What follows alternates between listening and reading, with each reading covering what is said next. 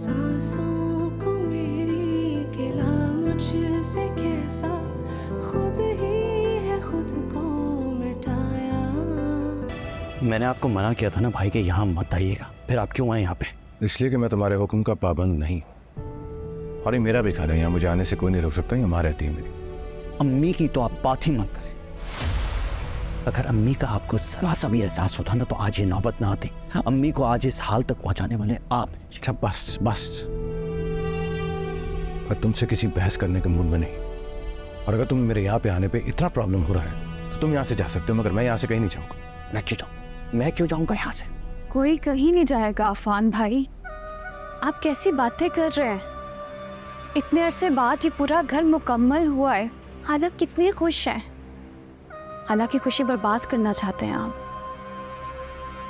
और आप प्लीज आपस में अपने इख्तलाफात ख़त्म करें और खाला के बारे में सोचें। खाला को इस वक्त आप लोगों की बहुत ज़रूरत है, उनको औलाद का दुख ना दें।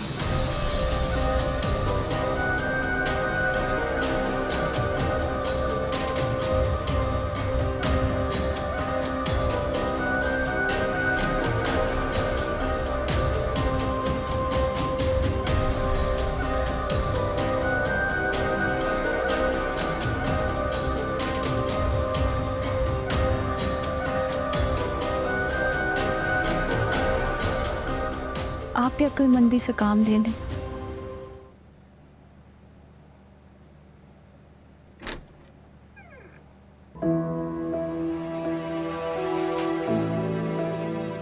क्या हुआ? सब ठीक है ना? कहीं जिशान ने कुछ कहा तो नहीं आपसे? जिशान ने मुझसे वही सब कुछ कहा है जो मैं उससे उम्मीद कर रहा था, मगर शास्मा की बातों ने मुझे हैरान कर दिया। या फिर अम्मी की बीमारी ने उसे झंझोर दिया है, या हो सकता है कि वो बदल गई। क्या पता, वो आपके सामने ड्रामा कर रही हो। अगर ऐसा है भी तो तुम्हें परेशान होने की जरूरत नहीं, मैं हर वक्त तुम्हारे साथ हूं, तुम्हें कोई नुकसान नहीं पहुंचा सकती। So relax. वैसे ठीक कहा था अम्मी को इस वक्त हमारी सबसे ज्यादा जरूरत। तुमने देखा नहीं था वो हमें देख के कितनी खुश हो गई थी, एंड आई एम श्योर अब उनकी रिकवरी भी जल्दी हो जाए। इंशाल्लाह। मैम फ्रेशन अप हो जाओ। ओके।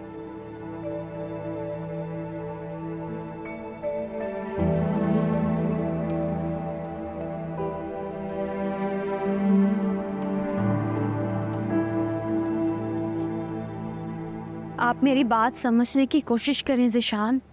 वो लोग इस घर में आके खाला की नज़र में अच्छे बन गए हैं और आप इन्हें घर से निकाल कर खाला की नज़र में बुरा बनना चाहते हैं। जहाँ ये जाएंगे खानदान वालों को ये बताएंगे कि हमने इनको घर से निकाल दिया। मेरे घर वाले पहले ही मुझे इन बातों की वजह से इन सब चीज़ों का जिम्मेदार समझते हैं। किसी ने तो मेरे खिलाफ बातें की है ना, वो मेरी किसी बात पे यकीन नहीं करते। हो सकता है इन लोगों ने ही भड़काया हो उनको, और अगर इस दफा ये लोग चले गए ना तो पूरा खानदान मुझे बातें करेगा। सब लोग यही कहेंगे कि मैंने आपको गुस्सा दिलाया, आपको चढ़ाया।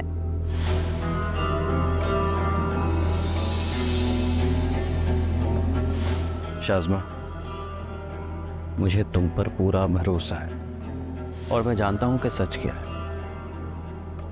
फिर तुम्हें किसी की बातों से परेशान होने की जरूरत नहीं है। आपकी मोहब्बत के भरोसे के सहारे तो मैं जिंदा हूँ, वरना अपनी जात पे बेबुनियाद इल्जामात सुन के मैं कब की मर चुकी होती।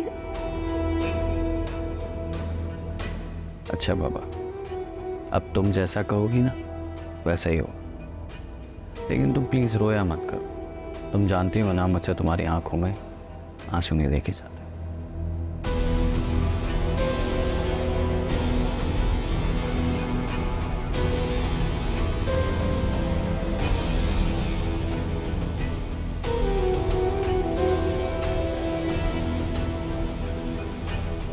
अफान भाई, ये शाही टुकड़े मैंने आपके लिए बनाए, आपको बहुत पसंद है ना?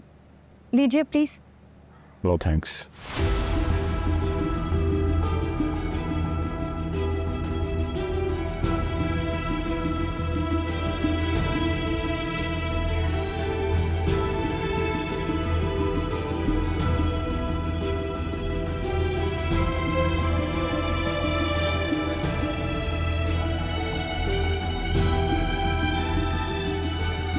भाभी कहाँ है भाई? नाश्ते के लिए नहीं आएंगी?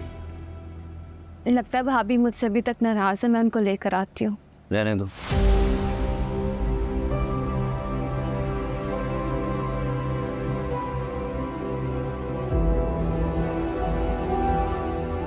जिन लोगों को आपकी कदर ना हो उनके लिए ये सब कुछ करने का कोई फायदा नहीं।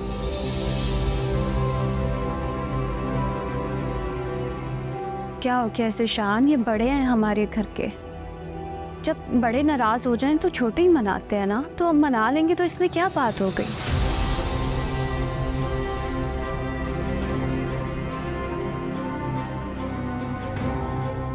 अफान भाई, मैं जानती हूँ कि आप मेरे बारे में अच्छा नहीं सोचते, मुझसे नाराज रहते हैं, भाभी भी मुझसे बदगुमान रहती हैं, और यकीन माने मैंने कभी भी आप लोगों का बुरा नहीं चाहा, और मैं बिल्कुल भी नहीं चाहती थी कि आप लोग ये घर छोड़ के जाएं। हालांकि बेटे इनसे अलग हो जाएं मैं तो कभी ख्वाब में भी नहीं सोच सकती।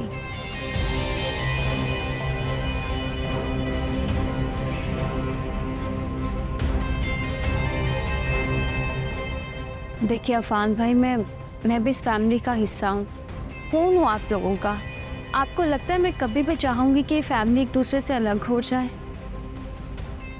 खाला आपसे बहुत प्यार करती हैं। आपके जाने के बाद खाला की जो हालत हुई थी ना, मुझसे बिल्कुल भी देखी नहीं जाती थी।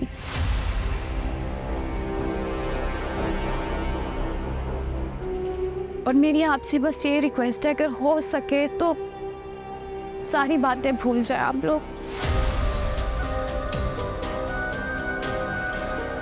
अगर हमारे लिए नहीं तो खाला जान के लिए, खाला के लिए सारे इख्तलाफात साइड पे रख के हम क्या एक फैमिली की तरह नहीं रह सकते?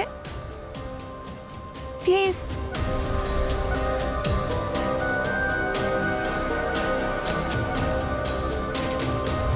आए भाभी आए।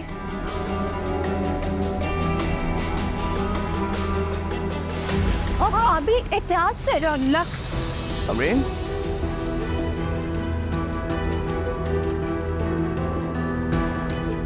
अब ठीक तो है? आप तो लगता है अभी से घबरा गई। अभी तो शुरुआत है। अरे बेटा ठीक तो हो ना? फिक्र नहीं करे खाला, बेदहानी में पाँव अटक गया था, लेकिन मैंने संभाल लिया भाभी को। अब ठीक है खाला जान।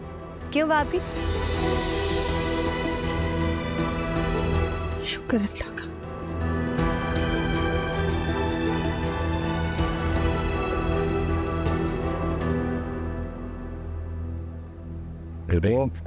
तुम ठीक तो हो ना?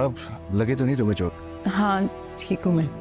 चलो तुम कमरे में चलो, तुम्हारा नाश्ता वहीं आ जाए। हाँ हाँ बेटा, इसे कमरे में ले जा, मुझे इसकी तबीयत ठीक नहीं लग रही।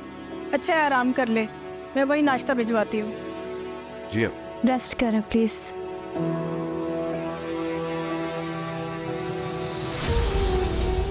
खाला आप लोग तो नाश्ता करें ना।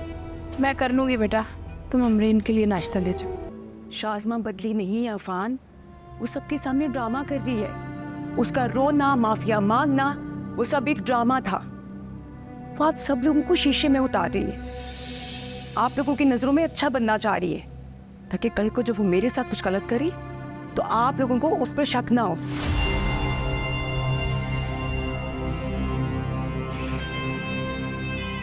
वो फिर से वही पैंतरे आजमा रही है अफान। शायद हमारा यहाँ आने का फैसला ही गलत था, मुझे ना यहाँ आना ही नहीं चाहिए था। कहीं वो हमारे बच्चे के साथ कुछ उल्टा सीधा ना कर दे, फिर हम क्या करेंगे?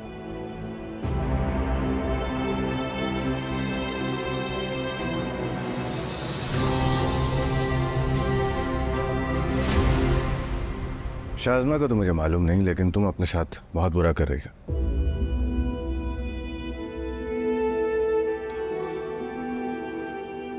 बैठो। इतनी ज्यादा ओवर थिंकिंग यार,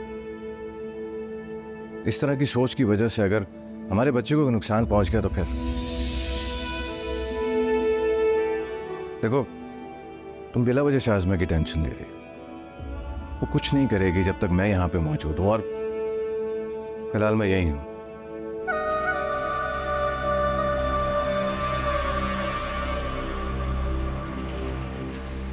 क्या मतलब? तो आपकी जॉब का क्या होगा? यार, I am thinking to resign actually.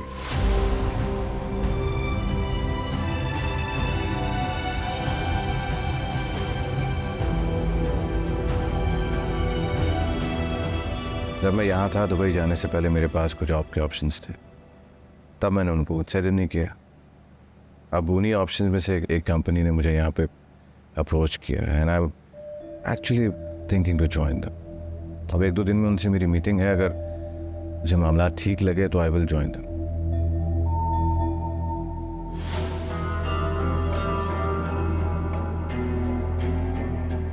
Abreen, मैं जानता हूँ तुम क्या सोच रही हो। जानती हो, मैंने भी कभी नहीं सोचा कि दुबई से सब कुछ छोड़ छाड़ के मैं यहाँ दोबारा शिफ्ट हो जाऊँ। पर मैं क्या करूँ? मेरे लिए इस दुनिया में सबसे ज्यादा इंपॉर्टेंट चीज मेरा बच्चा और अम्मी है। तुम्हें और अम्मी को मेरी बहुत जरूरत है यहाँ पे, और तुम लोगों को मैं यहाँ किसके सहारे छोड़कर जाऊँ?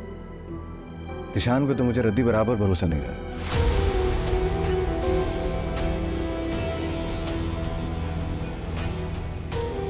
देखते हैं आने वाले दिनों में क्या होता है, तो प्लीज तुम टेंशन मत लो। बस दुआ करो कि अल्लाह ताला खैर व आफियत का मामला करे। इंशाल्लाह।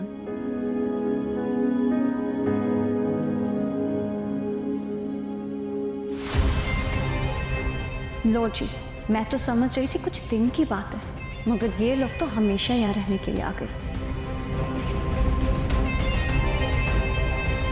सांसों